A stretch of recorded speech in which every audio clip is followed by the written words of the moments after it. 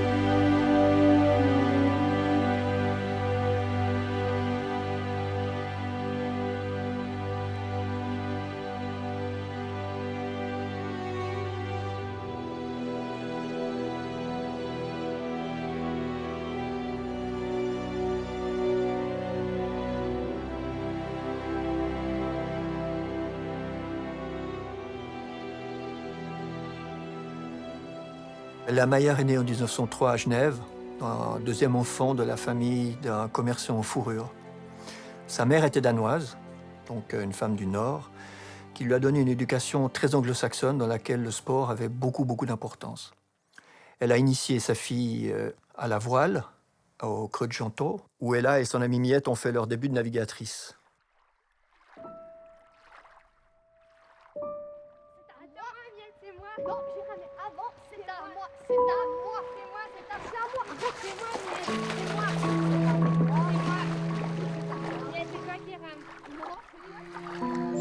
Il y avait la découverte de l'eau, de la nature, de la navigation des bateaux à voile qui m'ont donné le goût d'une vie pleine et totale où le corps, l'intelligence, le cœur vibraient en même temps. Cette vie de citadine ne me permettait pas d'avoir cette vie en plein air à laquelle je rêvais. Eh bien, j'ai eu la chance d'avoir une voisine, elle s'appelait Miette de Saussure, et nous avions commencé à naviguer ensemble, faire équipage féminin sur ce lac. Aujourd'hui, il y a des écoles de navigation partout. Mais nous avions appris empiriquement avec les marins qui se préparaient pour les semaines de régate et qui nous ont adoptés, qui nous ont appris leur métier. Et on ne savait pas à ce moment-là que nous irions faire la pêche au thon dans l'océan, que nous irions en Angleterre sur nos voiliers. Mes parents m'ont toujours dit « Tu es responsable de ta vie, tu dois savoir ce que tu veux faire plus tard ». Puis l'école m'ennuyait mortellement et j'ai pas réussi mes examens de fin d'études. Alors est venu ce goût profond de la navigation, cette école d'indépendance, et peu à peu ce goût est devenu une passion. J'avais l'impression que la planète entière m'appartenait. Pourquoi ne pas en faire la découverte? Tout ça, c'est au fond pour dire que la vie est merveilleuse, qu'il faut lui faire confiance et croire qu'elle peut nous apporter ce qu'on désire profondément.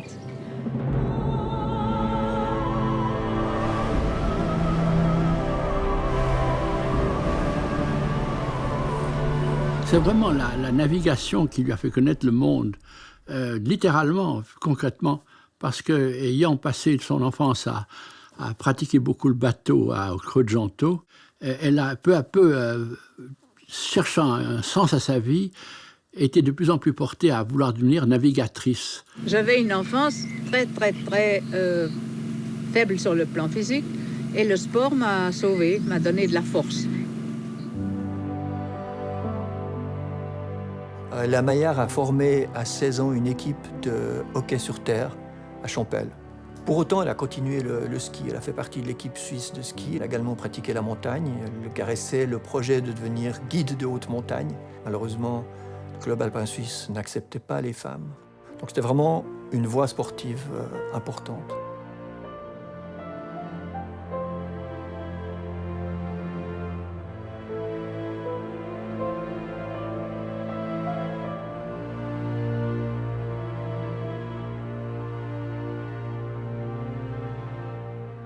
Dans des épisodes de sa carrière de navigatrice, elle a rencontré, jusqu'à devenir une grande amie, Alain Gerbaud, qui était l'un des premiers avec Slocum à faire le tour du monde seul.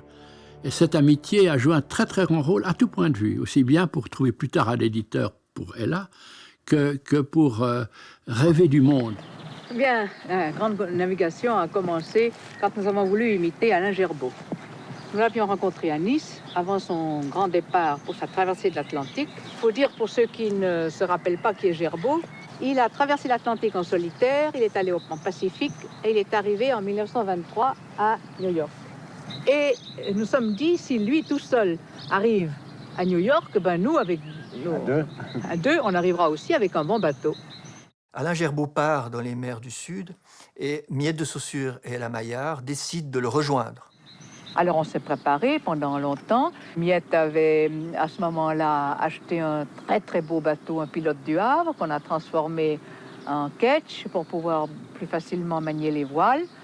Et nous avions de la nourriture à bord pour 9 mois de traversée, de navigation, donnée par des fabriques de France. Le projet était de partir loin, sans forcément de ticket de retour, et de partir loin dans les mers du Sud, rejoindre Alain Gerbaud et partir à l'exploration et l'aventure. Elles partent et à peine la Manche traversée, à la première étape, Miette de Saussure s'aperçoit qu'elle est enceinte. Donc retour à la case départ et là, Ella Maillard doit abandonner tous ses projets de mer. Elle se rend à Berlin en 1929. Elle fait la connaissance notamment d'émigrés russes qui commencent à s'intéresser à la Russie. Elle fait la connaissance de la veuve de Jack London. Et cette veuve de Jack London lui donnera $50 qui lui permettront de partir. Et de ce moment-là, c'est une rupture dans la vie d'Ella Maillard parce que de la mer, elle passe à la terre. À Moscou, elle loge chez la comtesse Tolstoï, dont elle avait l'adresse par Charmian London. Et vivant comme une Russe, elle fait du sport, dans un club d'aviron notamment. Et puis, elle s'intègre au milieu du cinéma. Grâce à Soyouf Kino, elle fait la connaissance de Dziga Vertov, elle fait connaissance de Eisenstein et surtout de Pudovkin. Pudovkin était célèbre pour avoir tourné en 1926 le film La mer et il tournait La vie est belle. Pudovkin va jouer un rôle important dans cette période de sa vie, et notamment en lui fournissant des extraits négatifs de films pour qu'elle puisse continuer à photographier, et notamment lorsqu'elle va se rendre dans le Caucase. Ella Maillard écrit Parmi la jeunesse russe, qui est son premier livre, qui est publié chez Fasquelle à Paris.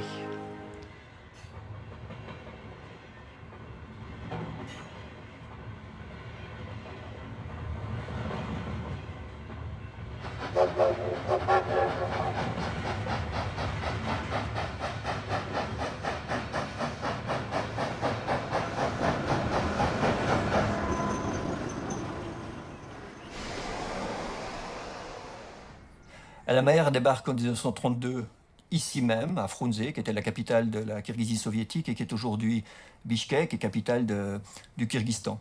Elle a fait des jours et des jours de voyage assez difficiles à ce moment dans les trains. Et puis elle débarque à Bishkek, donc nous sommes en 1932.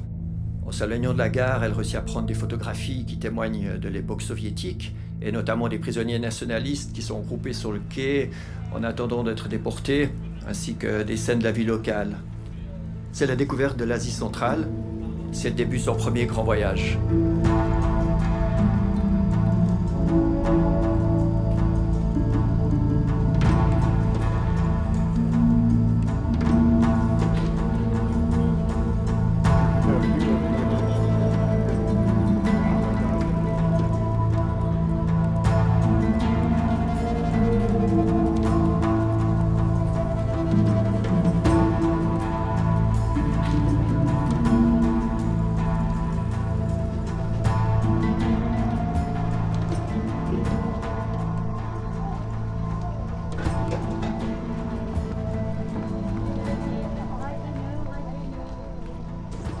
Je suis privilégiée d'avoir pu vivre en plein air. Et je crois que c'est dans les Monts Célestes au Sable Rouge où pour la première fois j'ai eu ce sentiment formidable. Notre camion qui nous amenait de Frunze jusqu'au lac Issyk-Kul avait une panne. Les camions russes, vous savez, quand ils ont une panne, ça ne se répare pas tout de suite. Ce qui fait qu'au coucher du soleil, on était en plein bled, à mi-chemin entre Frunze et le lac Issyk-Kul, et on a dormi à 200 mètres au bord de la route, à même le sol. On n'a pas dressé des tentes. Eh bien, il y a eu une tempête pendant la nuit. Vous savez, une tempête en Asie centrale, c'est un peu comme en mer. Et on avait juste nos sacs de couchage. Je me suis senti donc à même le sol de l'Asie centrale et roulé par un grand vent de steppe asiatique, où j'ai senti ce contact avec la terre immense, l'Eurasie. L'Europe est une petite presqu'île dans une Asie immense. Et c'est affreux d'employer des mots qu'on fait partie du cosmos. J'étais 3 fois rien, j'étais un grain de sable pensant. Eh bien, il y a des endroits où on a encore au bord de la mer. Vous avez dormi au bord de la mer sur une plage quand la mer déferle. C'est très facile de faire abstraction de tous nos problèmes mentaux et d'arriver à l'intuition de la haute partie de nous-mêmes et de voir qu'il y a une vie totale et pleine qui est là.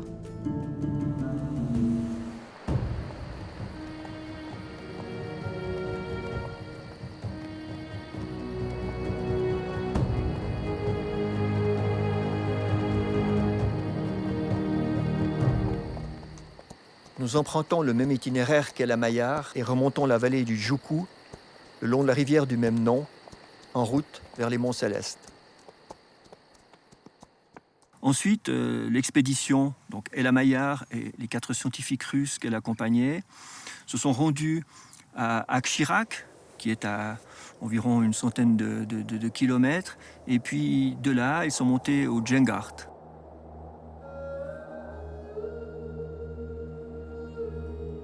Et depuis le Djengart, on voit la Chine. C'est le moment qu'elle décrit dans son livre où le Taklamakan est le panorama en fait, qu'elle voit.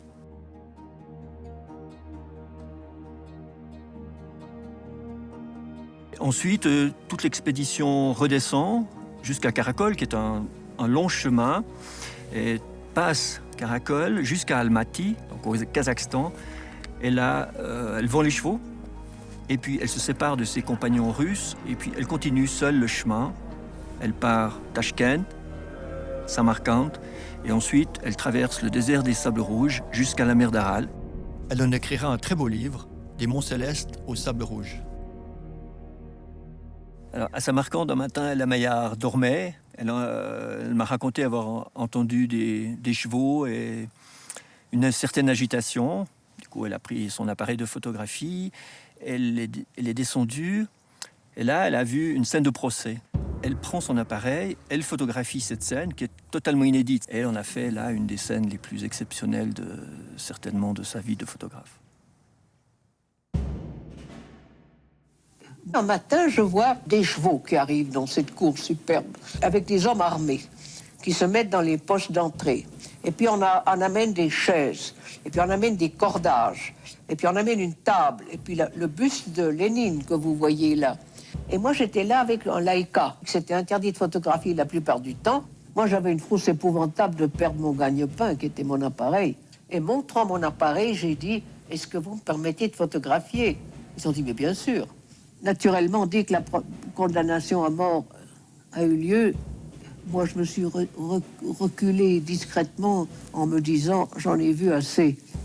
Mais il n'y avait pas de choix, il fallait prendre le risque.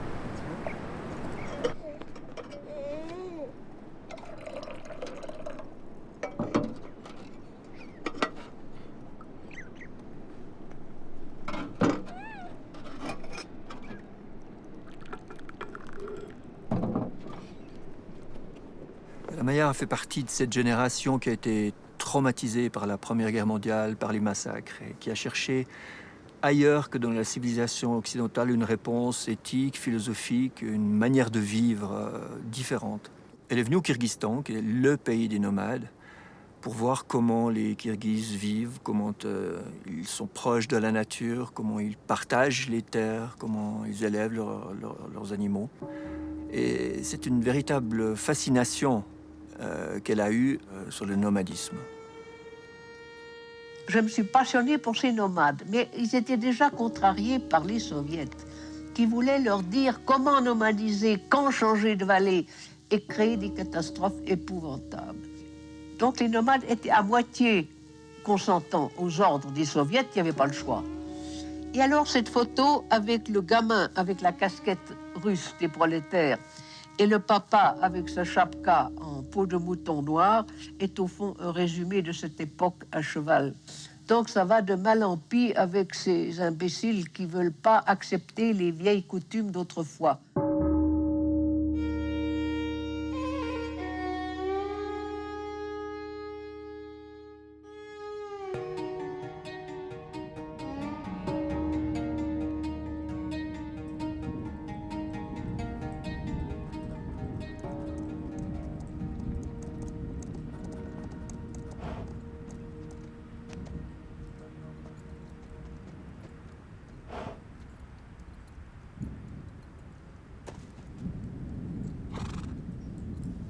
La Mayar a séjourné dans cette station, qui est une ancienne station météo que les Russes avaient construite, qui est aujourd'hui en ruine, et qui est sur un plateau à près de 4000 mètres. Elle y a séjourné avec ses 4 compagnons russes. D'ici, la Mayar a gravi le Saritor, qui est la montagne qui fait face à la station météo. Elle y est allée avec un matériel bricolé, ses skis notamment, avec du cuivre, des fils de fer. Elle y est allée seule, ce qui était un véritable exploit. Donc elle est redescendue à ski, elle en a fait un certain nombre de photographies qui prouvent qu'elle a réellement été au Saritor.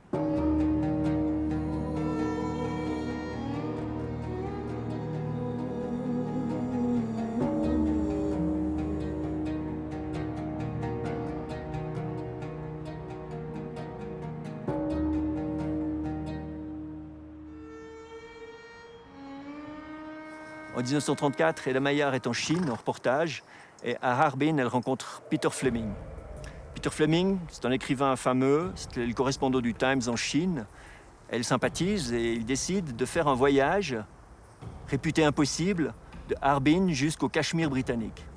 Et bien au-delà des difficultés qu'Ella Mayar a rencontrées dans son voyage en 1930 au Caucase, en 1932 en Kirghizie, ce voyage-là, il est réputé impossible. Impossible pour des raisons politiques, parce qu'il y a la guerre, il y a des seigneurs de guerre dans les déserts, et pour des raisons physiques. C'est extrêmement endurant, il faut passer des cols, il faut passer sur les hauts plateaux à des températures extrêmes.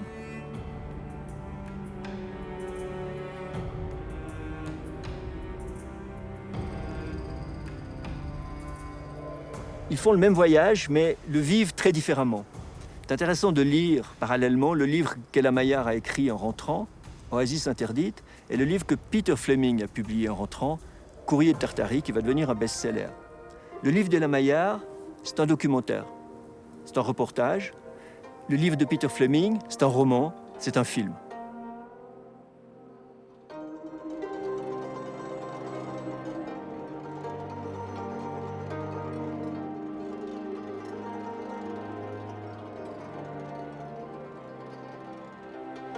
Ella Mayar, elle, se plonge dans l'immensité, commence à trouver des formules qui justifient son existence sur Terre, alors que Peter Fleming commence à regarder sa montre parce que, dit Ella Mayar, qui a beaucoup d'humour, il a peur de rater l'ouverture de la chasse aux perdrix en Écosse.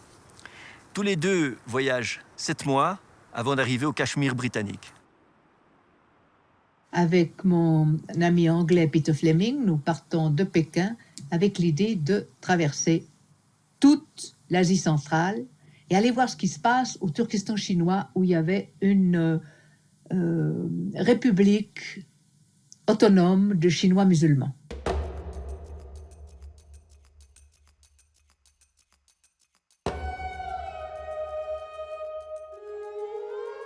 Et comme ça, nous sommes partis de Pékin au moment où Mao commençait sa longue marche depuis le sud.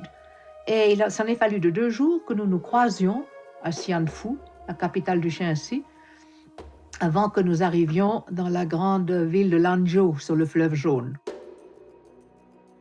Mais alors, nous partons à ce moment-là pour une grande aventure qui va de Pékin jusqu'aux Indes. Ça fait à peu près 8000 kilomètres. Et Xining est à 2500 mètres, je crois. Nous montons jusqu'à 3000, le plateau du Tsaïdam. Et alors d'ici, nous sommes partis au nord du Tibet, à 4200, 4500 mètres d'altitude, et nous sommes descendus dans le désert du Taklamakan, l'ancienne route de la soie, et en 1 mois, nous avons été de Tchétchène jusqu'à Kashgar, avant de passer 45 jours, traverser le Pamir pour arriver au Cachemire. Ce grand voyage, nous avions réussi ce coup d'éclat sans être emprisonnés sérieusement. Ella Maillard rencontre en Mandchourie un journaliste anglais de premier ordre, Peter Fleming, et qu'ensemble, aussi dur et résistant et audacieux, au-delà de toute mesure, ils se mettent ensemble. Alors tout le monde a cru, comme ils ont voyagé ensemble et dormi là sous la même tente pendant 6 mois, ne croyez pas à l'idylle, ils se charriaient tout le temps. Mais je lui ai posé la question, moi, direct. Et elle m'a dit, oh, comment est-ce qu'elle m'a répondu? Elle m'a dit, mais qu'est-ce que tu crois qu'on peut faire derrière un chameau? Et bon, elle était... Bon, avec Peter, c'était une grande amitié parce qu'elle savait que Peter rejoignait quelqu'un dont il était très amoureux. Donc, voilà. Mais elle adorait Peter à cause de son sens de l'humour. Et elle-même avait beaucoup d'humour. Mais c'était 2 volontés qui se sont aidées pour un voyage que personne n'avait fait à l'époque et que personne ne fera pendant les dizaines d'années qui suivent. C'est-à-dire aller en Asie centrale sans passer par la route principale où les voyageurs étaient interdits. Et ce qu'ils ont vécu, c'est de survivre dans des voyages tellement difficiles, dans des conditions tellement exceptionnelles, dans des endroits tellement inconnus, que leurs chevaux, les chameaux eux-mêmes crevaient, mais eux tenaient toujours.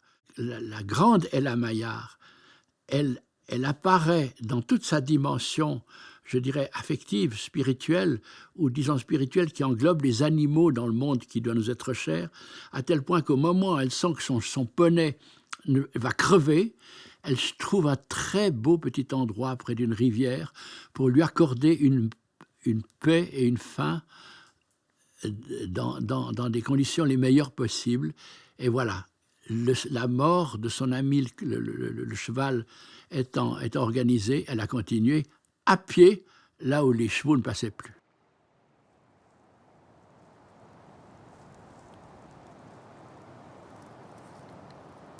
Ella Maillard découvre l'Afghanistan en 1937 lors d'un reportage. Elle traverse le pays avec un bus public. Donc elle ne peut pas s'arrêter, elle ne peut pas découvrir les populations. Et elle décide de revenir dans ce pays qui la fascine. En 1937, avec l'appui du journal parisien, je pars pour faire un reportage en Afghanistan, Iran. Je reviens en Europe en me servant des autobus locaux, très très très bon marché. Parfois on dort au bord du fossé dans le désert. Mais on ne peut pas filmer ce qu'on veut au bord de la route. Ella Maillard prépare très très bien les voyages qu'elle entreprend. Et surtout, elle rencontre des gens qui connaissent l'Afghanistan, notamment des archéologues qui ont travaillé, des orientalistes, le directeur du musée Guimet. Elle achète des livres, elle lit beaucoup. Lors de cette préparation, elle fait la connaissance d'Anne-Marie Schwarzenbach. Alors, il y a une conjonction de 2 vies légendaires, celle d'Anne-Marie Schwarzenbach et celle de Ella Maillard. Et de cela est né à la fois, ce sont nés des livres, et une sorte de vision du monde, et une sorte de mode à la fin du XXe siècle, qui en ont fait littéralement des personnages de romans. Anne-Marie Schwarzenbach est écrivain, brillante journaliste zurichoise, excellente connaisseur de l'Orient, et elle a un atout formidable, elle possède une puissante Ford décapotable qui va leur permettre d'entreprendre le voyage. En mai 1939, elle quitte la Suisse, elle traverse la Yougoslavie, elle traverse la Turquie, ensuite l'Iran. Elles arrivent en Afghanistan, et elles traversent l'Afghanistan par une route qui passe au nord. Une route très difficile, mais beaucoup moins surveillée. Et leur but est de découvrir une vallée assez retirée, assez peu connue, qui s'appelle le Kafiristan.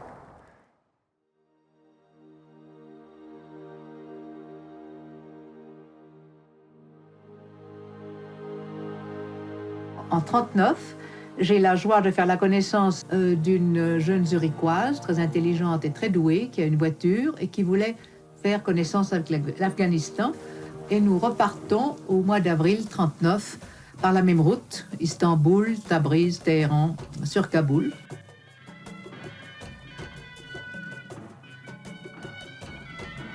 Nous sommes sur la route nord qui va de Herat à Mazar-i-Sharif au Turkestan afghan, une route encore aujourd'hui extrêmement en très mauvais état. Et là, nous rencontrons des nomades qui vivent sous la tente, dans le grand vent du nord de l'Afghanistan. Nous arrivons à Balkh, la mosquée verte de Balkh du XVIe siècle, qui est très belle, avec une coupole turquoise splendide, en très mauvais état. Et dans le voisinage de Balkh se trouvent les ruines de la célèbre ville de Bactre, qu'on appelle la mère des cités, qui était la grande capitale de l'Asie centrale il y a 2000 ans. Nous remontons le Daré Shikari, nous arrivons à Bamiyan, lieu célèbre dans toute l'Asie au début de notre ère. Bamiyan à 2500 mètres d'altitude, où nous retrouvons les archéologues français Joseph Aquin et sa femme. Nous allons passer 2 semaines à Bamiyan à visiter les grottes célèbres, les grands Bouddhas de 35 mètres et 53 mètres de hauteur.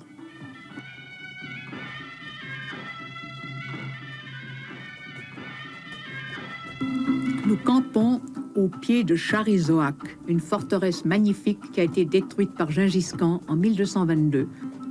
Dans cette partie de l'Afghanistan, les habitants s'appellent des Hazaras. Ils sont d'origine mongole, dit-on. Ils vivent à 3000 mètres d'altitude dans le grand vent et le froid en hiver. Nous descendons des hauteurs de Bamiyan par la vallée de Gorband et nous dirigeons vers Kaboul. Avant d'arriver à Kaboul, nous nous arrêtons au lieu de fouille, à Begram, au nord de Charikar. Et à ce moment-là, nous sommes près du Nouristan, la région la plus sauvage de l'Afghanistan. Et nous pique-niquons au bord de la rivière. C'est le mois de septembre 1939. La guerre a été déclarée et nous sommes tous dans un état de profonde tristesse.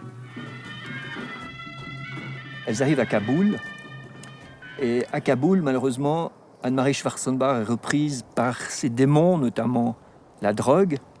Elle tombe malade, elle reste à Kaboul. Elle n'admettait pas qu'une femme de la valeur d'Anne-Marie Schwarzenbach, à côté de tout le charme et de la séduction qu'elle peut exercer, qu'elle cède à quelque chose qui manifestement allait lui faire un mal épouvantable, ce qui était vrai. Et alors elle était persuadée que si elle voyageait avec elle, elle arriverait à l'en sortir. Elle a cru à son traitement. Et les choses ont basculé quand, tout à coup, au Moyen-Orient, elle s'est aperçue qu'elle fuyait l'endroit où elle passait la nuit pour aller se droguer ailleurs. Alors ça, pour elle, c'est comme si la foudre lui était tombée dessus. Elle a dit c'est raté. Et puis, elles ont fait ce voyage, mais elle n'y est pas arrivée. Et pour elle, ça a été un grand échec.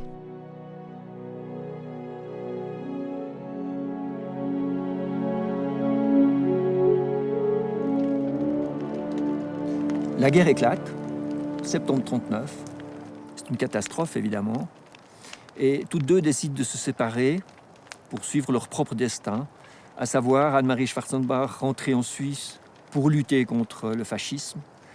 Et Ella Maillard décide de rester en Inde et de continuer ce voyage.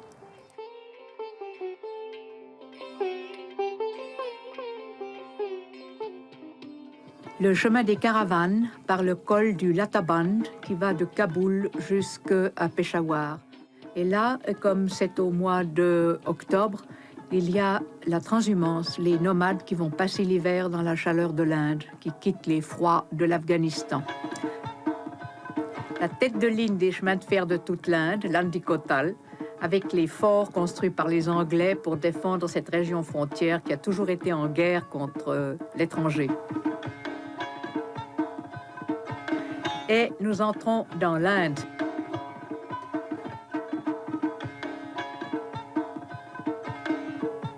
Un tombeau musulman décoré avec des chiffons votifs.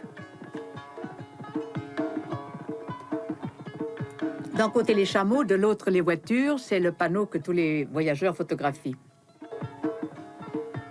Nous sommes arrivés à Peshawar, la capitale de la province du Nord-Ouest, et là nous nous promenons dans les rues très pittoresques. C'est en 1939, cette partie qui s'appelle maintenant le Pakistan. De fait, elle restera en Inde jusqu'à la fin de la guerre, jusqu'en 1945. Et cette période va la transformer, elle va lui permettre de découvrir la religion, elle va découvrir un certain nombre de réponses à ces questions existentielles. Elle va se transformer en faisant une forme de voyage intérieur. Et c'est une période qu'elle résume de manière assez forte, en expliquant qu'avant l'Inde, elle cherchait les différences entre les gens, et qu'après l'Inde, elle a recherché les ressemblances. En fait, du voyage, elle a fait un voyage intérieur. J'ai décidé de rester en Inde à ce moment-là. Pour le temps que durera la guerre, personne ne savait combien de temps ça durerait. Je me suis dit, bien, alors si c'est en moi, la vie intérieure, la sagesse de l'Inde, qu'est-ce que c'est? J'avais le nom de 3 sages. Et je plonge dans l'Inde du Sud, où je vis à la manière hindoue pendant très longtemps.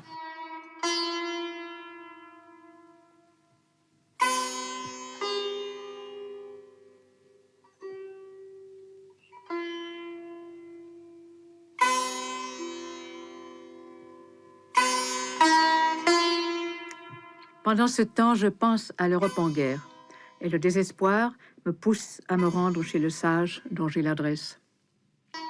J'ai décidé de rester auprès de lui assez longtemps, et par la suite, au bout de 2 ans, j'ai été chez un autre maître, un autre sage, qui enseignait la même méthode d'introspection. Connais-toi toi-même, essaye de savoir qui est le soi, le je, avec un je majuscule, et pas le petit ego, qui était au Kerala. Alors, ma question de base, depuis mon enfance, quand je voyais quelque chose, et au Creux de Gentot, quand j'étais très heureuse, je disais, qu'est-ce que c'est que la réalité? Le centre, l'essentiel de ce qu'on voit, l'essence de la vie dans l'instant présent. Je savais que le présent est la seule chose réelle, mais encore, c'est un mot pour répondre. Eh bien, cette sagesse hindoue, quand on veut arriver au fond du problème, il faut savoir qui on est, puisque tout dépend de moi. C'est moi qui suis consciente et qui vois les choses. Et toutes les questions qu'on pose à un sage tournent autour de cette question « qui suis-je ?» qui est le vrai « je ». Or, toutes les sagesses du monde entier parlent de 2 je. Un petit je qui est identifié au corps et un je qui participe de l'esprit suprême. Et il faut que les 2 je coalescent et n'en fassent plus qu'un, qu'on ne soit pas perpétuellement un être divisé en soi. Je crois que j'ai compris également les techniques qu'ils m'ont données et que si j'ai compris quelque chose de valable, je peux aussi bien le mettre en pratique ici que là-bas. Car le climat est quelque chose de terrible et la nourriture également ne me convenait pas du tout. Et je pense que si on est né à un endroit, c'est là qu'il faut pouvoir accomplir sa vie et son destin. Mais je suis retournée très souvent auprès du sage jusqu'à sa mort. Dans sa vie, il n'y avait pas seulement ce qui pouvait être une démarche spirituelle, je dirais, d'une transcendance telle que ça nous dépasse complètement. Donc la troisième dimension, ou bien la dimension, l'ailleurs, l'ailleurs est présent, et c'est très fort dans la moindre étape de sa vie. Mais il est évident que pour elle, c'était extrêmement important d'avoir rencontré ce qu'on appelle des sages dans l'hindouisme, et elle avait eu avec eux des expériences qui ont dû être extrêmement dures, parce que c'était une femme dure, en fait. C'est-à-dire qu'elle a commencé par rencontrer des sages avec un scepticisme, et avec cette distance, cette espèce de même ce calcul des réalités objectives qui faisait qu'elle ne voulait pas se laisser embobiner et entraîner partout. Elle n'était pas parfaite, hein, mais elle voulait tendre à la perfection. Elle voulait, peut-être pas à la perfection, mais elle voulait tendre au mieux-être, au bien-être, à la bonté, au bonheur. Elle a toujours aspiré à ça, à être belle intérieure. On se trouvait face à une personne absolument rare dans les forces concentrées physiques, spirituelles, mentales et de volonté qui lui avaient permis d'accomplir ce qu'elle avait accompli, plus la résistance.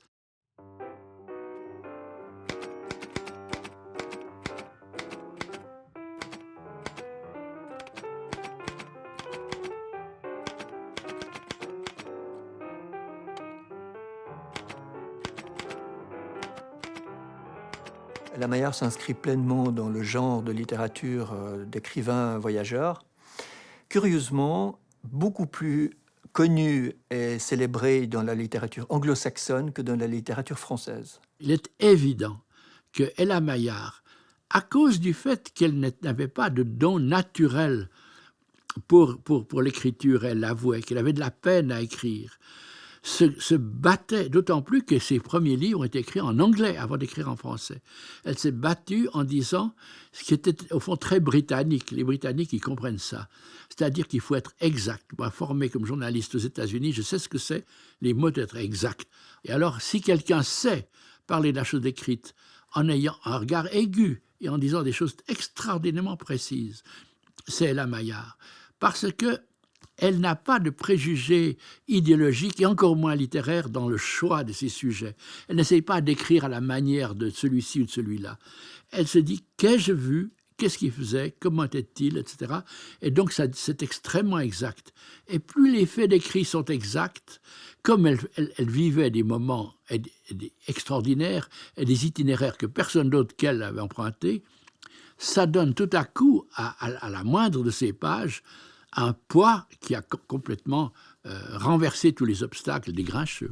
Et tout ça avance peu à peu avec un mouvement qui tout à coup va éclater à la fin des années 70, c'est-à-dire la notion des écrivains voyageurs, d'Ella Maillart et de Nicolas Bouvier, qui sont devenus comme les deux figures emblématiques, comme la Vierge et le Christ ou comme la Mère et le Fils, pour l'opinion française. Mais tout à coup, Bernard Pivot s'en mêle. Et dans une émission d'Apostrophe, en 1989, il la reçoit. Tout à coup, Ella Maillart crève littéralement à l'écran. Ella Maillart, 1903, naissance. Et en vérité, vous êtes célèbre dans les pays anglo-saxons. Vous avez été très célèbre en France dans les années 30. Et puis, bon, vos livres n'ont pas été réédités. Eh bien, je suis très content qu'on les réédite parce qu'on va faire connaissance de vous. J'espère que vous allez redevenir célèbre en France. La Voix cruelle, c'est pas seulement un récit de voyage, parce que non seulement vous savez raconter, vous savez voir, vraiment tout votre voyage en Afghanistan, en Iran. Elle a un œil de peintre. Vous avez un œil magnifique. Et derrière ce voyage, derrière tout ce que vous voyez, il y a cette réflexion intérieure, ce voyage intérieur que vous menez parallèlement avec l'amie qui elle-même est soumise à la drogue. Je veux dire, c'est un livre absolument magnifique. C'est un livre qui fait rêver aussi. Un livre extraordinaire. Ah, mais c'est un livre étonnant. La quête spirituelle, les questions que ces deux jeunes filles se posent, la recherche de royaume intérieur à l'homme et qui donne un sens à l'existence. C'est prodigieux. La France entière a été subjuguée par quelques minutes d'Ella Maillart. Et un regard d'Ella Maillart sur la France a fait d'elle l'une des personnalités suisses les plus connues avec Nicolas Bouvier. Donc on a assisté à ce moment-là à une étape de la vie culturelle où la Suisse a joué un très grand rôle dans un domaine en somme totalement inattendu.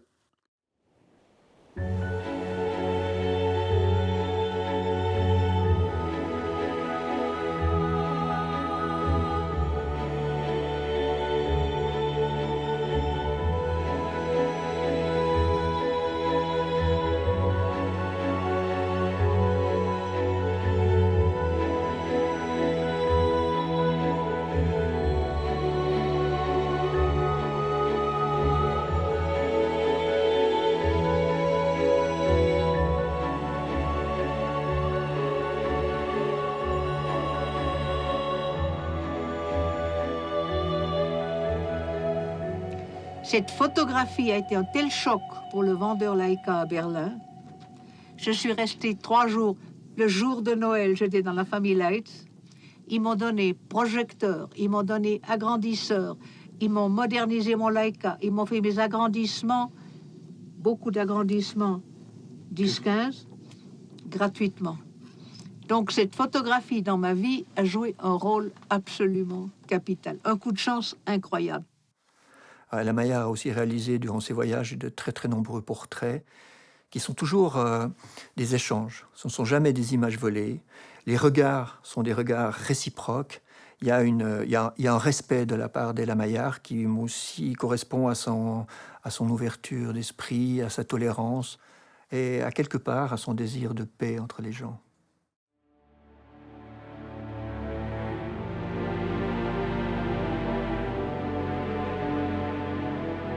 Nous sommes ici au musée de l'Élysée à Lausanne, qui est un musée entièrement consacré à la photographie.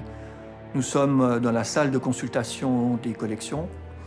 C'est dans ces collections que sont conservées toutes les archives d'Ella Maillard. En tout, il y a 16 000 négatifs et environ 1800 tirages. Nous avons ici les boîtes originales d'Ella Maillard, dans lesquelles elle rangeait ses fiches. Ce sont des fiches qu'elle faisait à chaque retour de voyage avec une photographie. Et puis de son écriture ici, le lieu dans lequel elle a pris la photographie, le nom des gens, les dates, éventuellement les anecdotes. Nous avons eu dès le départ un lien très amical avec Ella Maillard, qui était très reconnaissante qu'on s'intéresse à son travail. Ella Maillard avait utilisé ses photographies uniquement pour illustrer ses livres et ses conférences. Il n'y avait jamais eu une mise en valeur de son regard de photographe et du travail qu'elle a réalisé durant toute sa vie. Elle a refait une carrière de photographe exceptionnelle. Et puis, tous ses livres sont ressortis. Donc, elle est redevenue une star du voyage, comme elle avait été au début de sa carrière. Nous avons fait la connaissance d'Ella Maillard, dont nous connaissions le travail. Mais Ella Maillard n'avait jamais exposé, elle n'avait jamais été photographe, elle n'avait jamais été présentée comme telle. Ella Maillard utilisait ses photographies pour illustrer ses livres. Et lorsque nous avons découvert les archives, nous avons trouvé un véritable trésor et découvert que Ella Maillard avait un regard de photographe formidable.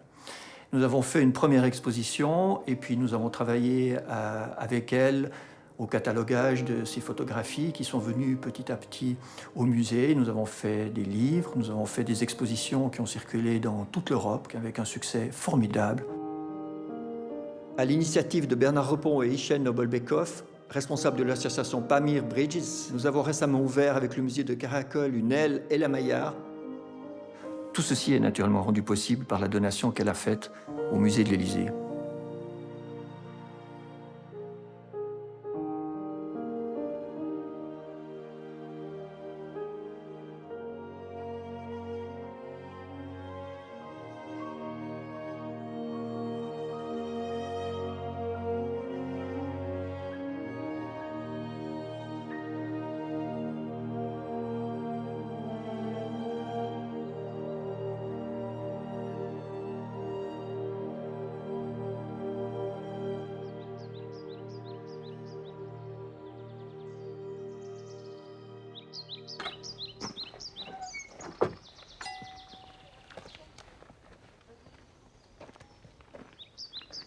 En rentrant d'Inde, Ella Maillard cherche un endroit où s'établir et vivre en adéquation avec ses idées et avec sa philosophie de la vie, en rapport à la nature qu'elle désirait profondément.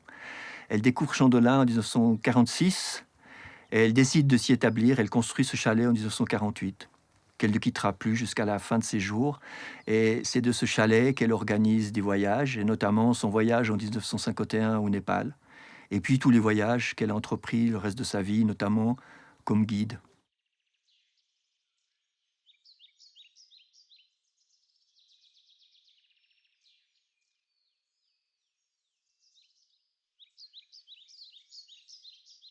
Je m'attache de plus en plus à cet endroit où je suis extrêmement heureuse et où j'apprécie l'eau pure, l'air pur et le cadeau magnifique, le silence. Je vais me taire.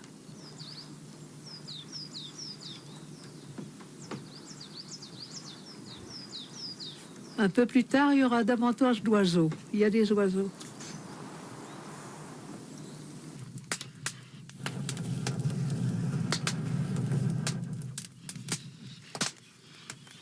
Qu'est-ce qu'il y a de plus beau qu'un feu? La joie des enfants, hein?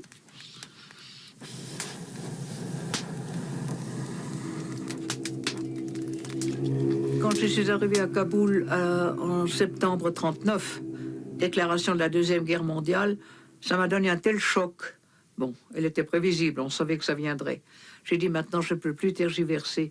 Il faut que je comprenne s'il y a quelque chose dans cette sagesse de l'Orient que je puisse assimiler. Et pour ça, je ne veux plus lire de livres. J'avais lu, je crois, pas des centaines, mais certainement très nombreux livres ayant trait à la vie spirituelle, que ce soit chez les catholiques, chez les japonais zen, ou chez les hindous, ou chez les tibétains. C'est pour ça que je voulais vivre près des sages et ne plus parler, et voir leur comportement. Alors, à ce moment-là, j'ai compris que cette recherche, c'était pas du bidon, comme on dit vulgairement, qu'il y a vraiment un étage supérieur dans l'homme qui, la plupart du temps, n'est pas développé et fait que nous sommes dans un manque. Il y a quelque chose pour quelqu'un qui recherche, qui se pose des questions et qui ne trouve pas les réponses. Je me suis complètement convaincu qu'il y a ce plan supérieur qu'on appelle le plan spirituel, qui est la chose capitale pour moi.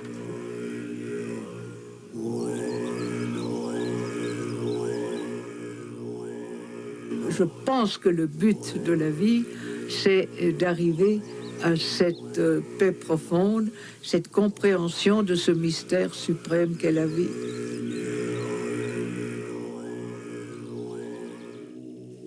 Les chromosomes, les gènes, les héritages de tous nos arrière-grands-parents, oncles et tantes, tout ça qui se mélange en nous.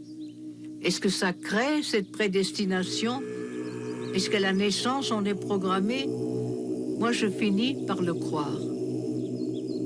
Ma vie est tellement extraordinaire. C'est pas moi qui suis responsable. J'ai simplement dit, je veux pas vivre dans une ville. Mais même le fait de dire ça a déterminé toute ma vie. Mais la force du désir, elle était en moi. Je l'ai pas acquise.